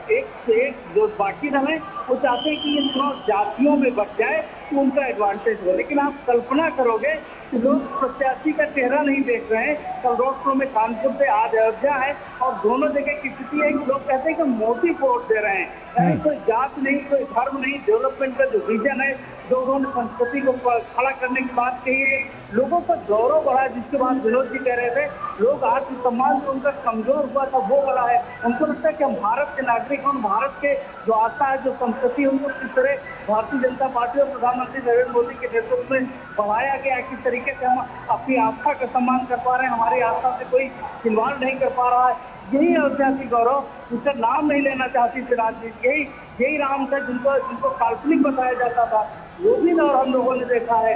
तो जो पराभव का दौर था, अब वैभव का दौर जो आया है, वो बदलाव उत्तर प्रदेश में और पूरे देश में। मैं फिर कह रहा हूँ कि वो अयोध्या को क्यों उत्तर प्रदेश में केंद्र से किया जाए। अयोध्या की जो 80 सीटें उन पर तो भारतीय जनता पार्टी अपने नेटवर्क के माध्यम से देखे, राजनीति चाहे जो कर रहा हो, संगठन का जो बूथ का संगठन है, भारतीय जनता पार्टी से अच्छा कोई नहीं। नेतृत्व तो यहाँ मोदी जी का नेतृत्व तो पूरे देश में योगी जी के काम का और योगी जी का नेतृत्व उत्तर प्रदेश में। ये जो चेहरे हैं ना, इनको कोई नकार नहीं सकता। लोग कहते हैं कि मोदी जी क्या करेंगे, मोदी जी के ऊपर क्यों इस तरीके से भ्रष्टाचार तमाम आरोप लगाते हैं, तमाम विपक्ष आरोप लगाते हैं, वो कहाँ ले जाएंगे? वो तो हमारे लिए कर रहे हैं, भाई की तरह खड़े हैं, पिता की तरह खड़े हैं, एक संरक्षक की तरह खड़े हैं। वही आदत योगी जी भी उसको आगे लेकर बढ़ रहे हैं। तो ये दोनों नेतृत्व है, ये महसूस कराता है लोगों को कि ये जो नेतृत्व है यही देश को आगे लेकर जाएगा और कोई प्रत्याशी नहीं देख रहा। गौरव, विश्वास करिए, हमारे जितने लोगों से बात की है जी, कई जगहों पर प्रत्याशी बदले गए, उन्होंने कहा हमारे प्रत्याशी से कोई मतलब नहीं, हम प्रधानमंत्री नरेंद्र मोदी को वोट दे रहे हैं। ये नरेंद्र मोदी के लिए वोट है, इसमें कुछ भी हो सकता है। जो उन्होंने नारा दिया है वो भी संभव हो सकता है, इसमें कोई दो राय नहीं करो। बिल्कुल। रामेंद्र, आप बने रहिए हमारे साथ। विनोद मिश्रा जी लगातार हमारे साथ जुड़े हुए हैं। विनोद जी का ही रुख करता हूं। विनोद जी, हमने देखा कि लगातार जो कवायद बीते 10 सालों में देखने को मिली है, लेकिन उसके बाद साफ तौर पर 2019 से लेकर 2024 का जो सफर है उसने तमाम कीर्तिमान हासिल किए हैं। चाहे हम बात समूचे पूरे भारत की कर लें और इसके अलावा सिर्फ अगर हम उत्तर प्रदेश को लेकर चलें तो यहाँ भी हमने देखा है कि तमाम ऐसी योजनाएं, ऐसी परियोजनाएं चलाई गई जिससे लोगों को लाभ मिला और सबसे बड़ा फैक्टर तो ये राम मंदिर ही साबित हुआ। गौरव, आज हम लोग अगर ये दिव्य और भव्य, ये अलौकिक अयोध्या का ही आज हम लोग को चर्चा करें तो मैं समझता हूँ कि लोगों को भी आज ललक अयोध्या को ही देखने के लिए होगा। जब वो लोग आज इस भव्य रोड शो का अभी अपने घरों में बैठे होंगे और इस भव्यता को एक बार फिर 22 जनवरी के बाद निहार रहे होंगे।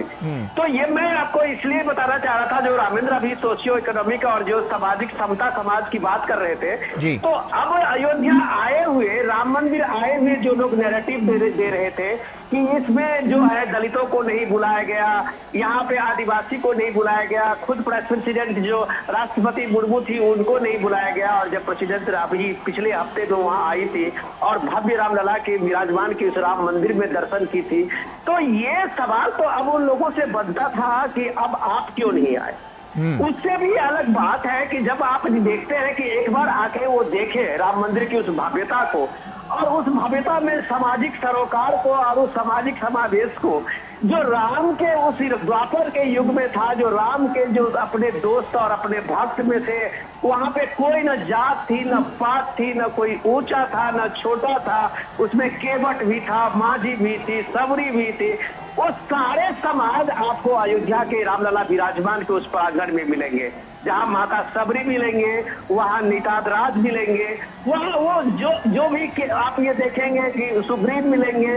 वो सारे जो सामाजिक कल्पना को अब द्वापर में इस बात को राम एक अपनी को स्थापित किए थे राम राज में, वो पूरे राम राज के उस वैभव को आप अयोध्या में रामलला के उस मंदिर में आप देखेंगे।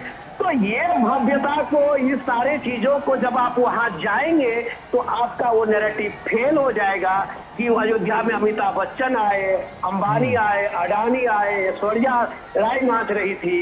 तो कम से कम जब आप ऐसे नैरेटिव देते हैं इस भव्यता के को लेके, तो शायद आप पे लोग मजाक कर रहे होंगे। ये बात राहुल गांधी को समझनी चाहिए। राहुल गांधी को ये भी समझनी चाहिए कि यही अयोध्या है जहाँ राजीव गांधी 1985 में अपने ये पहली बार वहां से अयोध्या से अपने प्रचार अभियान की शुरुआत की थी।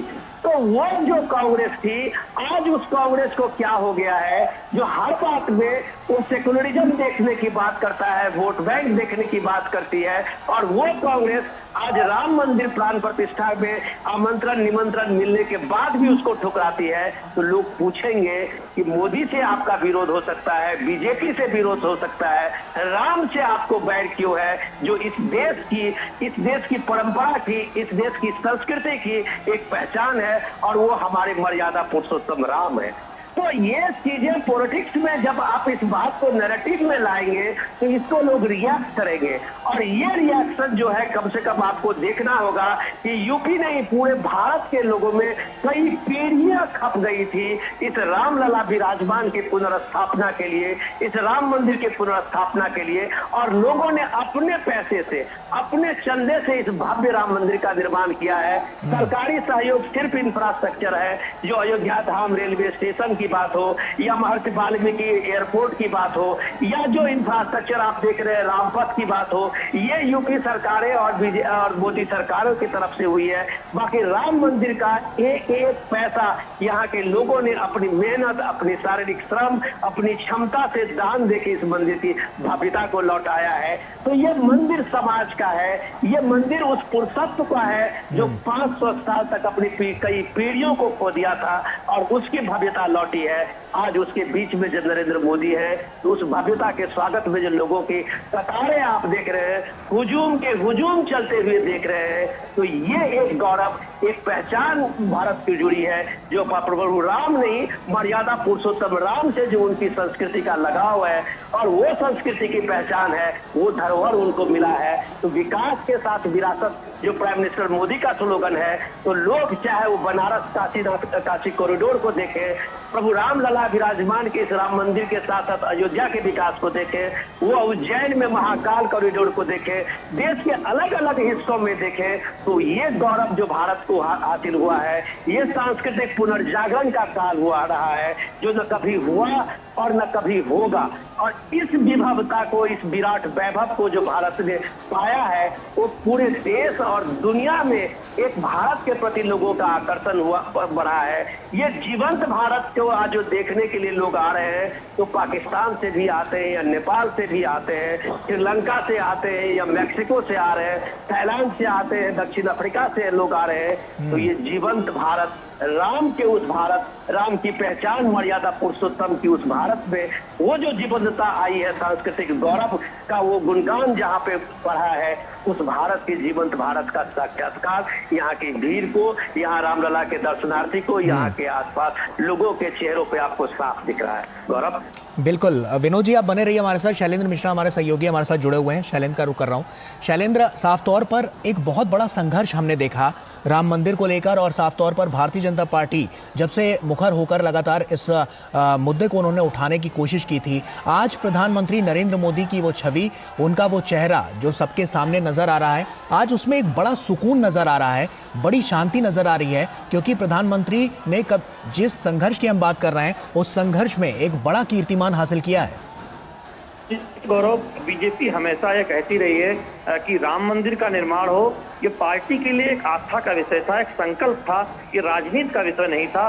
और जब वो सपना पूरा हुआ है, ऐसे समय में पूरा हुआ है जब प्रधानमंत्री नरेंद्र मोदी की अगुवाई में देश आगे बढ़ रहा है, और उसके बाद ये पहला चुनाव है जब ये बीजेपी कह रही है कि वो जो संकल्प करती है उसका पूरा करने का 100% प्रयास करती है। और निश्चित तौर पर जब ये आज रोड शो हम देख रहे हैं, प्रधानमंत्री नरेंद्र मोदी को नजदीक से देखने के लिए लालायित अयोध्या की, या फिर यहाँ पर आई जनता को देख रहे हैं, तब ये भरोसा दिखाता है प्रधानमंत्री नरेंद्र मोदी के प्रति देश की जनता का, कि एक ऐसे नेता के तौर पर प्रधानमंत्री नरेंद्र मोदी की छवि मजबूत हुई है कि वो जो कहते हैं वो करते हैं, और साथ ही साथ आस्था के साथ विकास की जो बात बीजेपी करती है उस पर किस तरह से आगे बढ़ा जा रहा है। आज देखिए दुनिया, जिसका जिक्र हमारे वरिष्ठ सहयोगी विनोद मिश्र कर रहे थे, कि दुनिया देख रही है कि भारत अपनी संस्कृति को सहेजते हुए, अपने वैभव को सहेजते हुए आगे बढ़ रही है। काशी का विश्वनाथ कॉरिडोर हो, उज्जैन महाकाल कॉरिडोर हो,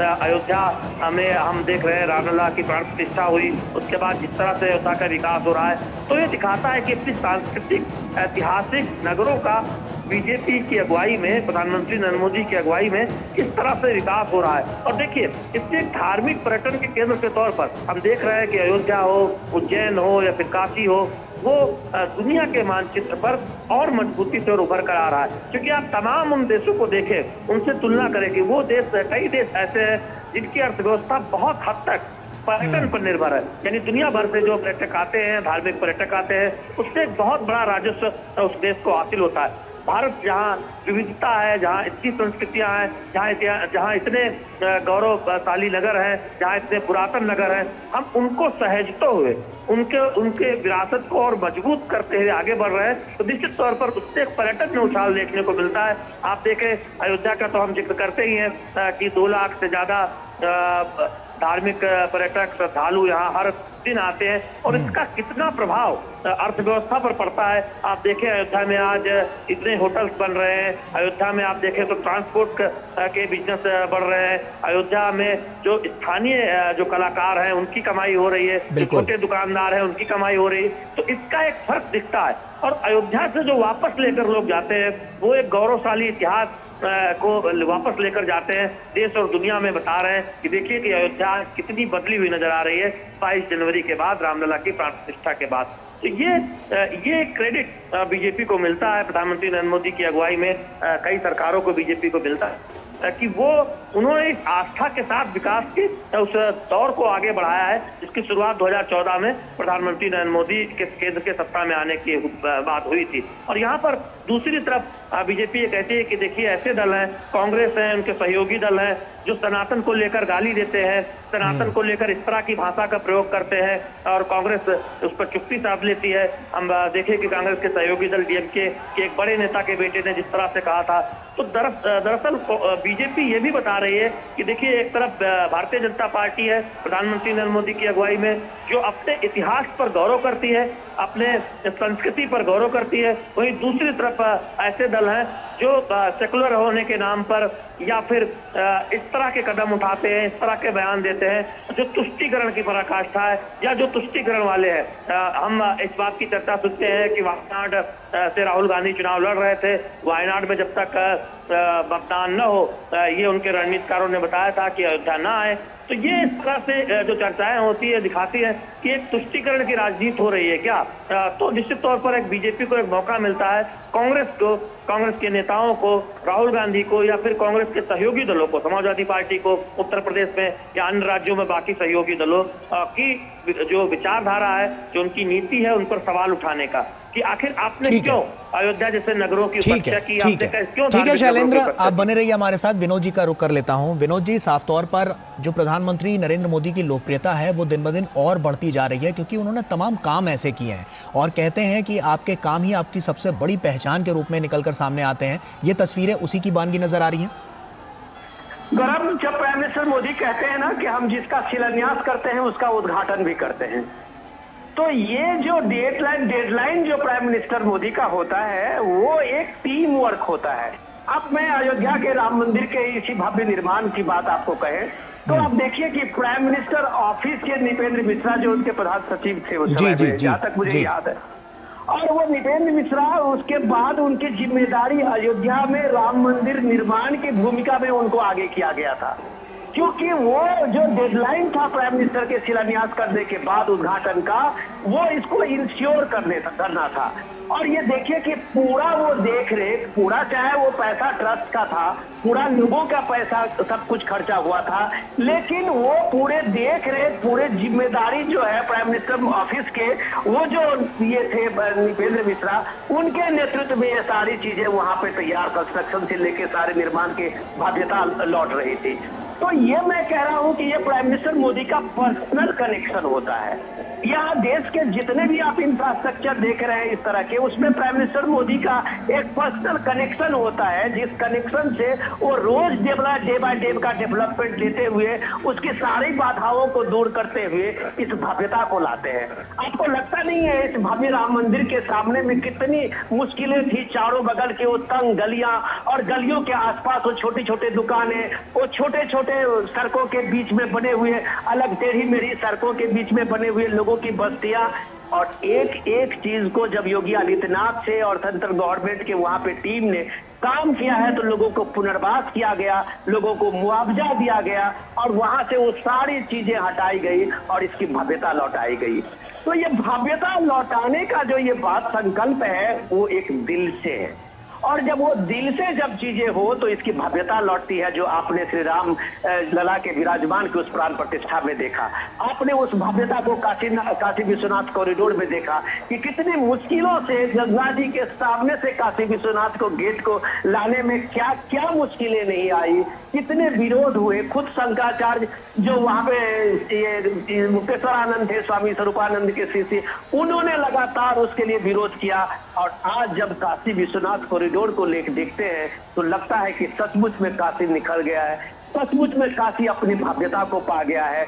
तो ये पर्सनल कनेक्शन है पीएम मोदी का, और ये पर्सनल कनेक्शन आज आपको इस भव्यता में दिखती है।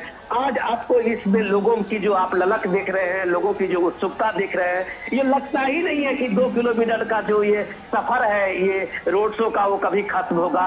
चारों बगल मुझे लगता है कि वो पूरे रामपथ पे लोगों की भीड़ जमी हुई है। इतनी तेज गर्मी में, इतने सर्द वहां पे देखिए कि जो गर्म हवाएं चल रही है और उसके बीच में लोगों का काफिला आपको कहीं रुकती हुई नजर नहीं आ रही है।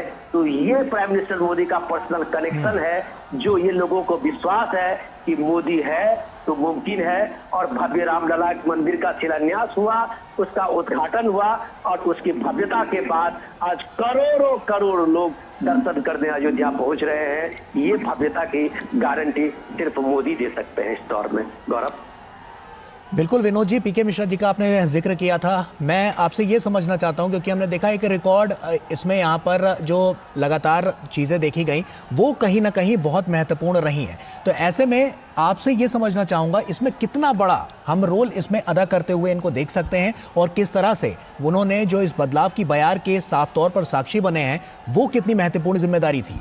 तो डेफिनेटली मैं आप ये देखिए कि वो एक प्रोफेशनल टीम वर्क के साथ साथ एक उस तरह से एक आस्था और विश्वास संस्कृति के को लेके जिस आदमी में, जिस टीम में एक वो जुड़ाव रहा हो, वही ये इतने कम टाइम में इस चीज की भव्यता को लौटा सकता है।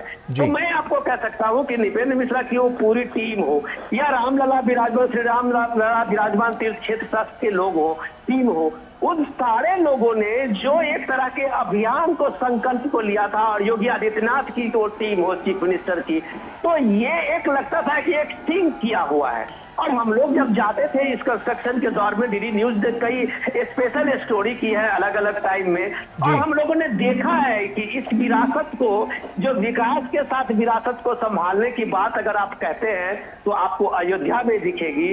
जो उस चीज आप अगर कहते हैं विकास के साथ साथ वो बहती हुई सरयू की वो धारा, जो सरयू आपको भव्यता अपनी दिखते हुए, लोग वहां जाएंगे तो इठलाते हुए सरयू को दिखेंगे, तो वहां रामलला के पथ से, राम पथ से गुजरते हुए लोग जाएंगे। तो शायद इस टीम की जो वो मेहनत है, उस टीम की जो वो डेडिकेशन है, उस टीम का जो एक लगाव है और जो पीएम मोदी का संकल्प है, उसने अयोध्या की इस भव्यता को लौटाया है। गौरव।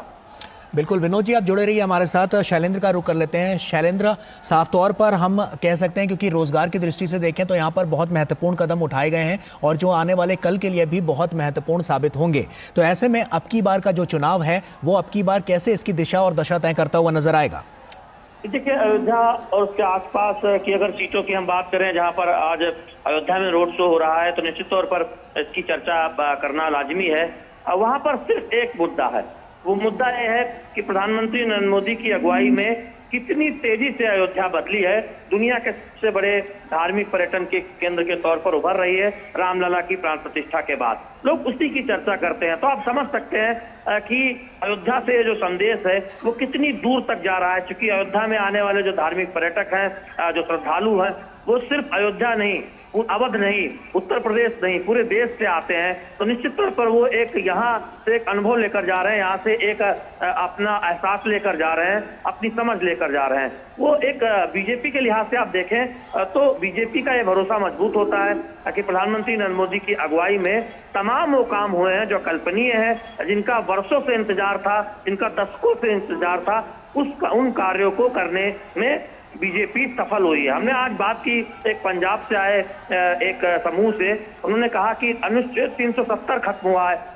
अनुच्छेद 370 कश्मीर में रद्द करने का काम मोदी सरकार ने किया है। वो उन उपलब्धियों का जिक्र कर रहे थे और ये कह रहे थे कि प्रधानमंत्री नरेंद्र मोदी की अगुवाई में तमाम ऐसे ऐतिहासिक बदलाव हुए हैं जिनकी कल्पना भी उन्होंने नहीं की थी। तो इस तरह के एक बदलाव के साक्षी के तौर पर हम देख रहे हैं कि तमाम लोग ये महसूस कर रहे हैं कि प्रधानमंत्री नरेंद्र मोदी के रूप में एक मजबूत नेतृत्व मिला है, जिसकी वजह से भारत की आज दुनिया में साख बढ़ी है। तो ये सब मुद्दे हम देख रहे हैं कि उभर कर आ रहे हैं। इस तरह के मुद्दे आमतौर पर चुनाव में भारत की साख कैसी है, कितनी बढ़ रही है, ये इस बार के चुनाव में हम नया फैक्टर देख रहे हैं कि लोग उसकी चर्चा कर रहे हैं। इसकी चर्चा से दिल्ली में किसी बड़े रेस्टोरेंट में बैठकर कुछ इलीट वर्ग में नहीं हो रही है, अयोध्या में हो रही है, गोरखपुर में हो रही है, गोंडा के किसी चौपाल पर हो रही है। तो ये दिखाता है कि विमर्श बदले हैं। विमर्श में ये भी आया है कि कितना मजबूत भारत उभर रहा है, कितना गौरवशाली भारत उभर रहा है और एक आम जनता, एक आम नागरिक आत्मविश्वास से किस तरह से लबरेज हो रहा है। तो तमाम उन मुद्दों के बीच, तमाम जो रोजगार की बात होती है या अन्य मुद्दों की बात होती है, उनके बीच ये मुद्दे भी बहुत उभर कर आ रहे हैं और जनता उन रोजगार की भी बात करती है जो बड़े आधारभूत ढांचा के विकास से पैदा हुए हैं, जो हम देख रहे हैं कि धार्मिक शहरों के कायाकल्प से पैदा हुए हैं, जिससे कि आम जनता, जो रेहड़ी पटरी वाले हैं, जो छोटे दुकानदार हैं, जो ड्राइवर्स हैं, उनको बहुत फायदा हुआ है। तो निश्चित तौर पर उसकी चर्चा हो रही है और साथ ही साथ प्रधानमंत्री नरेंद्र मोदी की लाभार्थी जो योजना है उनकी अगुवाई में, उसकी चर्चा हो रही है कि कैसे उससे जीवन बदला है। तो हम देख रहे हैं कि विमर्श बहुत बदला नजर आता है 2014 के पहले के मुकाबले और अब, और उस पर बातें हो रही हैं। जी ठीक है, शैलेंद्र बने रहिए हमारे साथ। विनोद जी, बात करें हम नृपेंद्र मिश्रा जी की, तो उनकी भूमिका कितनी महत्वपूर्ण नजर आई है? नहीं, मैं वही चर्चा कर रहा था आपके साथ में कि देखिए कि ये टीम वर्क है और टीम वर्क में जब वो एक लीडरशिप लेने वाला बंदा, एक प्रोफेशनल टीम वर्क से जब से ही वो पीएमओ से गए थे और पीएमओ से जाके जब उनको राम मंदिर निर्माण के उस कंस्ट्रक्शन वर्क के सारे जिम्मेदारी उनको दी गई थी, तो ये बात समझ में लोगों की आ गई थी कि इसमें कोई इफ एंड बट नहीं है। ये तय सीमा है कि पीएम ने शिलान्यास जिस दिन किया था उसी दिन ये तय हो गया था कि इसका उद्घाटन उसी पीरियड में उसी टाइम से होना है और वो हुआ। तो ये आपको बताता है कि इसमें उनका एक प्रोफेशनलिज्म जो है, वो उसके साथ में जो उनका डेडिकेशन है, इंटीग्रिटी है अपने नेतृत्व को लेके और वो अपने कमांडर को लेके, तो उसको करते हुए जब एक सेनापति वहां पे पूरा करता है तो डेफिनेटली उसको क्रेडिट तो जाता है। रही बात, मैं दूसरी बात कर रहा था कि मैं इसमें थोड़ी चर्चा जो शैलेंद्र कर रहे थे उसकी बात आगे बढ़ाता हूँ कि आज अयोध्या क्यों चुनौती बनी है पूरे इंडिया गठबंधन के लिए। कि आपको याद कराऊं गौरव कि जिस समय में रामलला विराजमान की प्राण प्रतिष्ठा की देश में तैयारी चल रही थी और पूरे देश में एक तरह से उमंग और उल्लास का वो माहौल बना था, ठीक उसी समय में राहुल गांधी की भारत जोड़ो न्याय यात्रा पार्ट 2 शुरू हुआ था।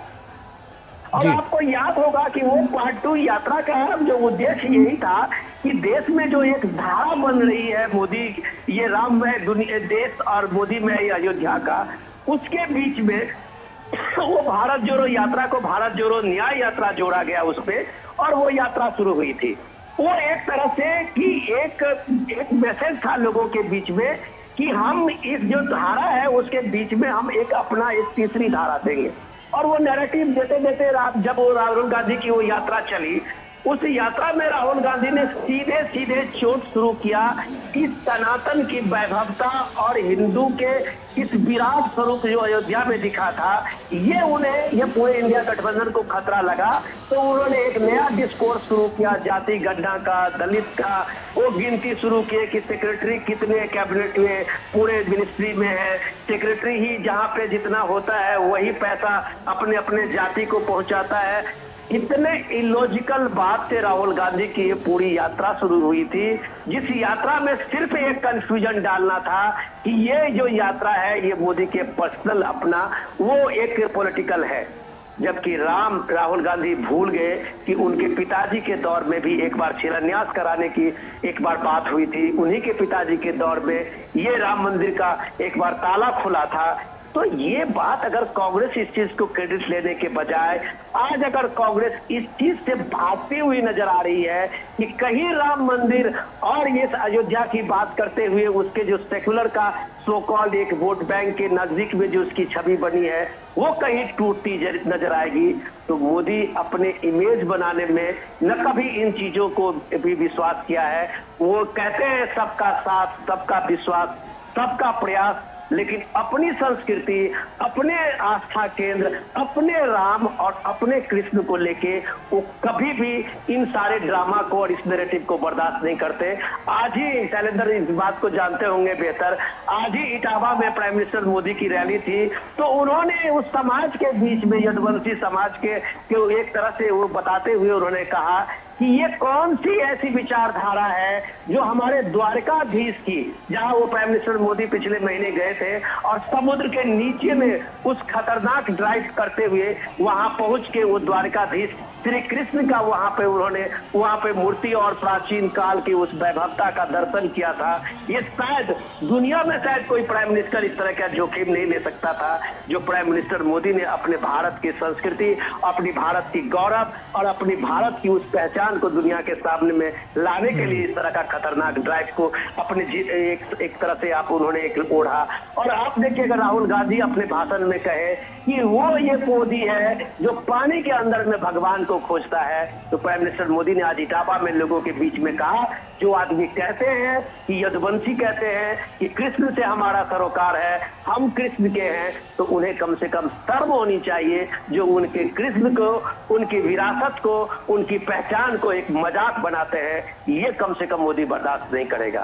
तो ये सारे नैरेटिव के बीच में जब आप आज अयोध्या के राम पथ को देखते हुए वहां की इस भीड़ की ललक को देख रहे हैं तो आपको लगेगा ये बदला हुआ भारत है जो विकास के साथ साथ अपनी विरासत को भी संभालना जानता है।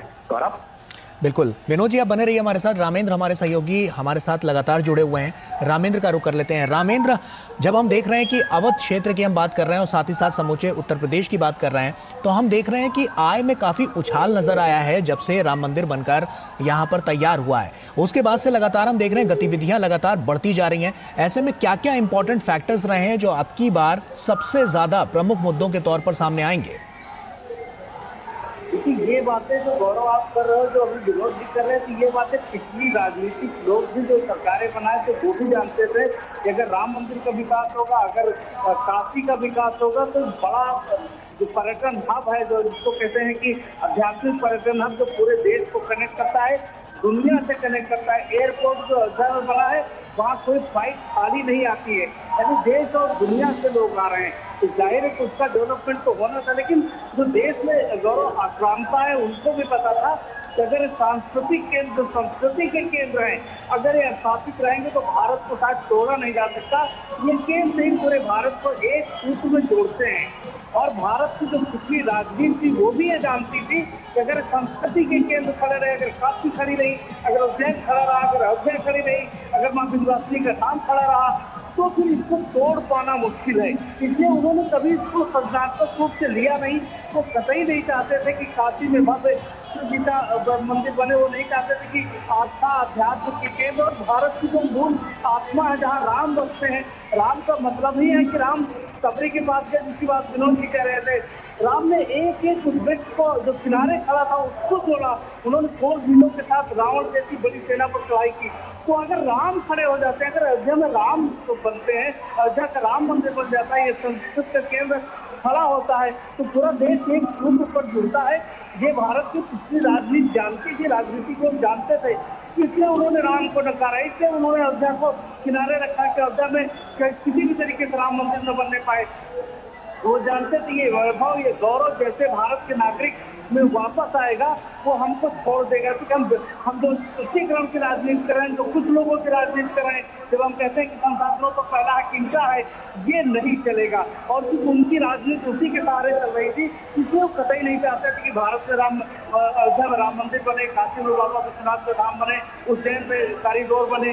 इस तरीके की चीजें खड़े होने से जो एक सूत्र में पिरोया गया भारत है, जिसमें सनातन संस्कृति है, जिसमें हमारा वैभव है, हमारी आस्था है, हमारी आत्मा जुड़ी है, व्यक्ति जुड़े हैं, पूरा समुदाय जुड़ा, इसमें जाति और नहीं आती कि जो जातियों को खंडित करके देखते थे, जो भारत की खंड खंड की राजनीति करने की योजना बना करके राजनीति करते थे, वो नेपथ्य में गए हैं। तो इसलिए इसको बड़े दूसरे तरीके से देखा जाए, अध्यात्म के साथ उत्तर प्रदेश के लिए जो बड़ा गौरवशाली है जो मंदिर बना है राम मंदिर, इसके साथ जो इंफ्रास्ट्रक्चर का डेवलपमेंट हुआ, देखिए जितनी सड़कें अयोध्या में आने वाली है, शानदार सड़कें बनी, रेलवे इंफ्रास्ट्रक्चर हुआ, हवाई अड्डे बने हैं, तो दुनिया की पूंजी आ रही है। अब आप अगर किसी अयोध्यावासी से कहो कि आप 25,000 के 50,000 की नौकरी दिल्ली करने जाओगे तो मना कर देगा, इसलिए उसको पता है कि हम उससे ज्यादा यहाँ घर में बैठकर अपने परिवार के बीच पैदा कर रहे हैं और अपने लोगों के बीच है। तो ये बदला है गौरव उत्तर प्रदेश में, और इस बदलाव का इम्पैक्ट पूरे उत्तर प्रदेश में दिख रहा है। ऐसा नहीं कि अयोध्या से आने वाला अभी सर्दियां आएंगी तो इको टूरिस्ट के लिए लखीमपुर जाएगा, अयोध्या आने वाला काशी जाता है, अयोध्या वाला आने वाला वहाँ जाता माता रानी के दर्शन करने विश्वसनीय धाम जाता है। तो ये पूरा जो चेन सर्किट है, जो आध्यात्मिक सर्किट है, इस तरह जो कुछ और नए सड़क मार्ग बनाए जा रहे हैं, जो आध्यात्मिक सर्किट है, इसमें दिक्कत ना है, लोग सुगम यात्रा कर सके, तो इससे पूरा उत्तर प्रदेश बदलता है और उत्तर प्रदेश की तस्वीर बदलती है, आर्थिक रूप से भी, राजनीतिक रूप से भी, जिसकी बार बार आप चर्चा कर रहे हैं कि क्या बदलेगा, तो राजनीतिक रूप से भी हो सकता है कि जहाँ भाजपा जो पिछली बार जीती तो उससे आगे बढ़ जाए, तो राजनीतिक रूप से, आध्यात्मिक रूप से, धार्मिक रूप से और इकोनॉमिक रूप से भी उत्तर प्रदेश की जो तस्वीर है वो बदलती है। गौरव, बिल्कुल, और यही बदलाव की बयार तो है जो साफ तौर पर एक लोगों के जीवन में भी बड़ा बदलाव लेकर नजर आई है। तो रामेंद्र, आप बने रहिए हमारे साथ। अब शैलेंद्र मिश्रा हमारे सहयोगी लगातार हमारे साथ जुड़े हुए हैं, शैलेंद्र का रुख कर लेते हैं। शैलेंद्र, साफ तौर पर तमाम सीटों पर तो इसका असर पड़ेगा ही, और अब की बार जो हम 400 पार के नारे की जिसकी बात कर रहे हैं, जो भारतीय जनता पार्टी कह रही है कि अब की बार एनडीए 400 पार होगी, तो अब की बार इस कड़ी में हम उत्तर से लेकर दक्षिण भारत को जब जोड़ते हैं तो हमने देखा कि कम्युनिकेशन के हिसाब से भी, यहाँ पर कनेक्टिविटी के हिसाब से भी जो फ्लाइट्स हैं वो तो चलाई गई, इसके अलावा रेलवे कनेक्टिविटी को भी बढ़ावा मिला, उससे कितना फायदा मिलता हुआ नजर आएगा? देखिए, निश्चित तौर पर जब दुनिया के सबसे बड़े धार्मिक पर्यटन केंद्र के रूप में अयोध्या को विकसित किया जा रहा है, तो हम देख रहे हैं कि उसकी सीधी रेल कनेक्टिविटी हो, उसके लिए भी तमाम प्रयास किए गए हैं। अयोध्या धाम स्टेशन का पुनर्निर्माण किया गया है, वहां से तमाम अब हम आधुनिक ट्रेनें, रेलगाड़ियां देख रहे हैं जो देश के अलग अलग राज्यों से कनेक्ट करती हैं। लेकिन यहाँ पर महत्वपूर्ण बात यह है कि गौरव, बीजेपी हर चुनाव में अपनी पूरी ताकत लगाती है जनता तक अपनी बात पहुंचाने में, और कोई कोर कसर नहीं छोड़ती। और हम देख रहे हैं कि उसके सबसे बड़े स्टार प्रचारक, दुनिया के सबसे लोकप्रिय नेता धुआंधार चुनावी जनसभाएं कर रहे हैं, रोड शो कर रहे हैं। कल हमने देखा कि कानपुर में, उत्तर प्रदेश के कानपुर में एक भव्य रोड शो प्रधानमंत्री नरेंद्र मोदी ने किया, और आज अयोध्या वो आए, रामलला के दर्शन पूजा के बाद अब वो अयोध्या में रोड शो कर रहे हैं। तो बीजेपी अपने तौर पर कोई कोर कसर नहीं छोड़ रही है, जिससे वो ज्यादा से ज्यादा सीटें उत्तर प्रदेश और पूरे देश में 2014 और 19 के आंकड़ों से आगे जाते हुए 2024 में जीत सके। तो ये एक राजनीतिक दल के तौर पर बीजेपी की प्रतिबद्धता को भी दिखाता है, बीजेपी के उस पूरे संगठन की क्षमता को दिखाता है, जहां पर राष्ट्रीय स्तर के नेता से लेकर बूथ स्तर और पन्ना प्रमुख तक उनकी एक जिम्मेदारी होती है, और वो पूरे 100% अपने काम को पूरा करने के तौर पर आगे बढ़ते हैं। और लोकतंत्र में ये किसी राजनीतिक दल की एक खूबसूरती है कि वो अपने टारगेट की ओर आगे बढ़ता है, और तमाम सहयोग उसे हासिल होता है बूथ संगठन के लोगों का, और जनता उन उम्मीदों को पूरा होता हुआ देखती है जो राजनीतिक दल एक वादे के तौर पर करता है। तो निश्चित तौर पर बीजेपी की एक बहुत बड़ी ताकत बनकर ये उभरा है, जिसमें हम प्रधानमंत्री नरेंद्र मोदी की लोकप्रियता और उनकी अगुवाई में जो अभूतपूर्व काम हुए हैं, उससे एक बड़ा समर्थक वर्ग, एक बड़ा वोट बैंक जो बीजेपी का कोर वोट नहीं होता था, वो जुड़ा है। प्रधानमंत्री अक्सर ये कहते हैं कि सबका साथ, सबका विकास और सबका विश्वास, उसके साथ बीजेपी आगे बढ़ रही है। और यही हम देख रहे हैं कि उत्तर पूर्व हो, पहले हम उत्तर भारत की पार्टी के तौर पर या फिर गुजरात में देखें तो बीजेपी को एक मजबूत राजनीतिक दल के तौर पर देखते थे, लेकिन 2014 के बाद हमने देखा है कि उत्तर पूर्व हो, पश्चिम भारत हो, उत्तर भारत हो, और अब इन चुनावों में दक्षिण भारत में भी बीजेपी ये उम्मीद कर रही है कि केरल हो या फिर तमिलनाडु हो, इन राज्यों में भी बीजेपी 2019 के मुकाबले बेहतर प्रदर्शन करेगी। तेलंगाना हो या फिर आंध्र प्रदेश हो या उड़ीसा जैसे राज्य हो। तो ये दिखाता है कि कैसे बीजेपी एक राजनीतिक दल के तौर पर जनता का भरोसा चुनाव दर चुनाव, विधानसभा जहां पर चुनाव हो रहे हैं, हासिल करती जा रही है। और पिछले 2 चुनावों से वो अपने आंकड़ों पर आगे बढ़ी है, मतदान प्रतिशत के लिहाज से भी उससे ज्यादा मत हासिल किए हैं। और 2024 में एक नए आंकड़े के साथ, एक नए मतदान प्रतिशत के लक्ष्य के साथ जनता के बीच जा रही है और पूरे मनोयोग से, पूरी ताकत से, पूरी प्रतिबद्धता से जनता के प्रति उसके कार्यकर्ताओं के समर्पण से वो आगे बढ़ने की कोशिश कर रही है, जनता तक अपनी बात पहुंचा रही है। तो निश्चित तौर पर ये संदेश अयोध्या से भी जाता है कि आस्था के साथ विकास का जो संदेश बीजेपी देखती है, उसके सबसे बड़े केंद्र के तौर पर इस वक्त अयोध्या को देखा जाता है और जहां पर आज प्रधानमंत्री नरेंद्र मोदी रोड शो कर रहे हैं। तो ये बहुत महत्वपूर्ण है। जीत, किसी सीट पर जीत हासिल होना या कहीं किसी सीट पर पूरे प्रयास के बाद हार जाना, ये राजनीति में, चुनावी राजनीति में लगा रहता है। लेकिन जो संदेश अयोध्या की धरती से बीजेपी दे रही है वो बहुत महत्वपूर्ण है बीजेपी के एक राजनीतिक दल के तौर पर जनता के लिए, कि देखिए हम पूरी प्रतिबद्धता से प्रधानमंत्री नरेंद्र मोदी की अगुवाई में देश को आगे ले जाने के लिए काम कर रहे हैं और आपके समर्थन और आपके साथ की जरूरत है। तो ये एक संदेश देने की कोशिश बीजेपी कर रहे हैं और यही वजह है कि एक नए नारे और नए लक्ष्य के साथ बीजेपी इस बार 2024 के चुनाव में सामने है, जिसमें उसने 400 पार का नारा दिया है, जिसमें उसने मतदान प्रतिशत को 50% बीजेपी के पक्ष में, एनडीए के पक्ष में ले जाने का प्रयास करने की बात कही है, जिसमें पन्ना प्रमुख और बूथ अध्यक्षों को ये एक लक्ष्य दिया गया है कि वो हर बूथ पर 370 वोट कम से कम ज्यादा हासिल करें और अपने जो आदर्श है पंडित श्यामा प्रसाद मुखर्जी जिन्होंने 370 हटाने की बात कही थी और अब प्रधानमंत्री नरेंद्र मोदी की अगुवाई में वो काम हुआ है, तो उनको एक तरह से श्रद्धांजलि के तौर पर वो सीट उतने मत हर बूथ पर ज्यादा दिए जाए। तो ये दिखाता है कि नए नए संगठन में, नए नए विचारों पर, नए नए लक्ष्यों पर, नए नए कार्यक्रमों के जरिए बीजेपी एक जीवंत राजनीतिक संगठन, सक्रिय राजनीतिक संगठन, एक शीर्ष नेतृत्व से जमीन तक पहुंचने वाले संदेश के साथ आगे बढ़ रही है और कोशिश ये कर रही है कि जनता का ज्यादा से ज्यादा समर्थन 2019 के मुकाबले और ज्यादा समर्थन हासिल हो। और पार्टी को ये भरोसा है कि जिस तरह से जो तमाम जगहों पर बीजेपी मेहनत कर रही है, या बीजेपी को लगता है कि जो 2 चरणों से जो संदेश आया है वो पार्टी के लिए आशाजनक है, तो निश्चित तौर पर पार्टी अपने उस प्रयास को और तेजी लाते हुए दिखाई दे रही है, जब उसके सबसे बड़े स्टार प्रचारक अलग अलग राज्यों में धुआंधार चुनाव प्रचार कर रहे हैं, चुनावी जनसभा के जरिए, रोड शो के जरिए। गौरव। बिल्कुल, शैलेंद्र बने रहिए हमारे साथ। विनोद मिश्रा जी का रुख कर लेता हूं। विनोद मिश्रा जी, ये जो साफ तौर पर जो बानगी है जो लगातार पेश होती हुई नजर आई है, और अब की बार जब हम देख रहे हैं कि जिस हिसाब से जो लगातार इसमें ग्रोथ देखने को मिल रही है, वो आने वाले समय में अयोध्या धाम को टॉप क्लास सिटी बनाने में बहुत बड़ा योगदान निभाती हुई नजर आएगी। मतलब हम चर्चा कर चुके हैं इसके साथ में, मैं जो शैलेंद्र भी बता रहे थे मैं उसी को थोड़ा आगे बढ़ाता हूँ जी। कि देखिए, जब 2014 में प्राइम मिनिस्टर मोदी नॉमिनेशन करने के लिए बनारस पहुंचे थे तो शायद लोगों को याद नहीं होगा कि उन्होंने कहा था कि मां गंगा ने बुलाया है, आपको याद होगा शायद जी। तो प्राइम मिनिस्टर मोदी ने नामांकन से पहले जब प्राइम मिनिस्टर मोदी जब पूजा करने गए थे काशी विश्वनाथ के दरबार में और लोगों ने पूछा, पत्रकारों ने वहां, तो उन्होंने कहा कि मैं मां गंगा ने मुझे बुलाया है, मैं इसलिए आया हूँ। उस चीज को शायद समझने में हम लोगों ने बहुत गहराई से इस बात को नहीं समझा कि मां गंगा ने मोदी को क्यों बुलाया है। तो ये बात साफ है कि अगर मुझे याद करें आप, तो 1901 में आप एक ऐतिहासिक ये दस्तावेज है जो पहली बार जब महात्मा गांधी बनारस में और काशी में विश्वनाथ मंदिर के दर्शन करने पहुंचे थे और वो उन्होंने जो गंदगी देखी थी वहां की, उस गंदगी देख के वो इतने एक तरह से कुपित हुए और एक तरह से इतना उनको अपने आप पे और इस देश की इस व्यवस्था पे ये लगा, तो उन्होंने कहा था कि अगर हम अपने तीर्थ स्थलों को, हम अपने सांस्कृतिक जो हमारा एक पहचान है उसको, उसकी भव्यता नहीं दे पाए तो हमें स्वराज मांगने का कोई अधिकार नहीं है। ये महात्मा गांधी के वर्ड है।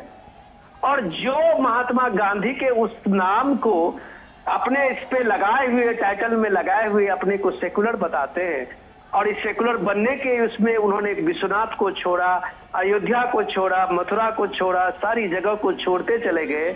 उन्हें इस बात को पता होनी चाहिए कि गांधी अपने ग्राम स्वराज, अपने स्वराज में जो देश की आजादी के लिए वो लड़ रहे थे, तो उसके साथ में उनका संकल्प एक अपने धार्मिक और सांस्कृतिक केंद्र भी था।